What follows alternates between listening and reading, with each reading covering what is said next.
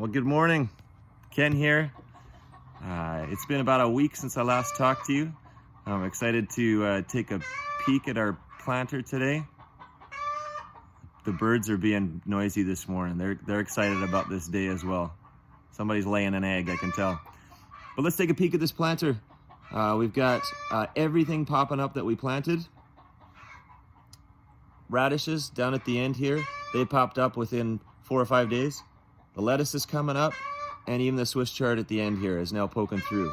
So within the first week, you're likely going to see some life in your planter. Certainly within 2 weeks, you should be seeing something popping through.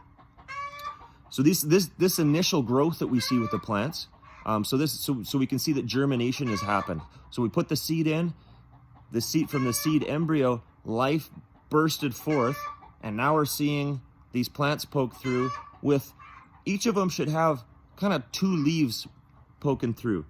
And cotyledons is the name of these leaves. They're not true leaves. And they could actually be quite confusing if you're trying to sort through what is growing where, which plant is which species. It can be a little bit confusing, especially if you didn't label well. And so I just encourage you to just let them keep growing. The cotyledons are not true leaves. They are just the initial couple of leaves that actually help that plant grab that initial energy. So the function is just to provide that plant with initial energy, and then the true leaves come, and when those true leaves develop, you're able to better tell what the heck the plant is. So stay with it. Let your plants continue to grow. In the coming days, as those true leaves develop, you should be able to tell better what each plant is. But you can see that some of these plants are quite dense. You can see with our lettuce, there's a lot of seeds popping up.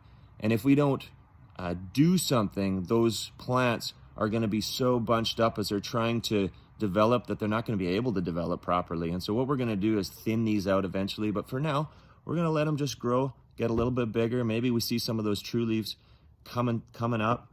And then once they're a little bit bigger, we're going to thin those out a little bit. With a container planting like this, you tend to have fairly dense growth of plants, and so we cheat a little bit on what the seed pack would say for spacing, but we are going to thin them so that things develop. Otherwise, there's just too much competition. And but the planter looks awesome. Things are growing great. Again, we've had it in a sunny exposure, so either a south or east or even west exposure. Outside is where my planter's been, actually on the east side of my house in the front. But it could be even in a south facing window, or maybe west. That's where you're going to get enough sunlight.